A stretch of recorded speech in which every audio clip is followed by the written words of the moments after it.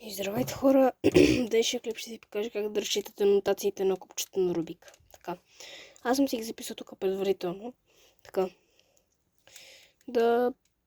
добре се, че държите купчето, бялата страна да ви е нагоре, а зелената към вас. Така, това, ако видите някъде голяма буква R на английски, това означава, че трябва да завъртите дясната страна. И нещо важно за нотациите преди да довърша другите останали. Всяка една нотация означава определен preposition of place. Примерно, U идва от up, D идва от down, B идва от back, F идва от front и L идва от left. Така, да довърша. Ако видите някъде малка буква R, това означава, че трябва да все едно-две колони да ги придвижите нагоре. Това е малка буква R. А ако видите голяма буква R с апостроф, това означава, че трябва да е наобратно. Не нагоре, а надолу. И съответно, ако видите R с двойка до нея, правите така, два пъти. Важи също и за малката буква. Така. Опа. С U. Up.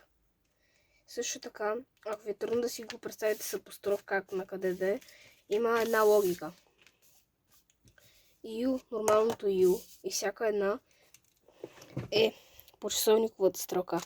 Това е U по часовниковата строка. U с апостроф, пак. U, малко U. Натам. Все едно, да. U с апостроф. Обратно часовниковата строка.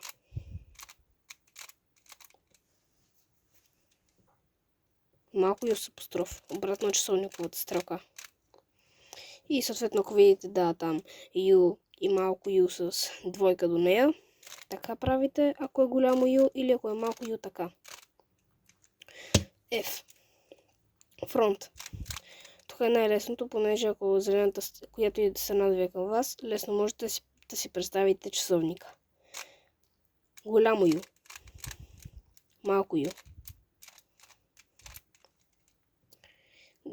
Голямо U с апостроф на другата страна. И малко U с апостроф. Да, голямото U беше така, да. D. Тук е малко по-сложничко, ама пак е добре. Голямо D. Натам. Малко. Голямо D с апостроф. Малко D. И съответно, да, ако имате там две до всяка една нотация, каквато и да е, правите или така, или така. За всяка една нотация важи. B. Тук е вече малко по-сложничко. Ще ви обясня така. Ако държите купчето, няма значение как го държите. B голямо винаги, без апостроф е насам. Малко B. Натам. С апостроф. И малко. И последната нотация е L. Малко, голямо L. Малко L. L с апостроф. Малко L с апостроф и да, с двойка. Така. Тъй да, това беше от мен. Също така има едни други нотации, които са вече там на къде завъртите купчето, така ли да го направите, така ли. Има и за тук. Тази нотация също ще обясня. М с апостроф, тази се казва М с апостроф и голямо, то не мисля, че има малко, е нагоре. А надолу съответно е така. Нали? И нотациите могат да ви служат за научаване на finger tricks. Например, R. Ето, една секунда. Например, този алгоритъм е това.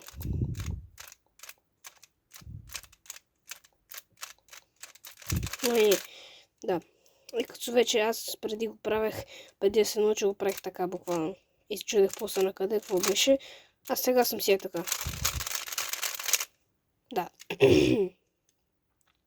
Тъй да, това беше от мен с нотациите. Надявам се да ви помогна, ако сте кюбър и така нататък. Да.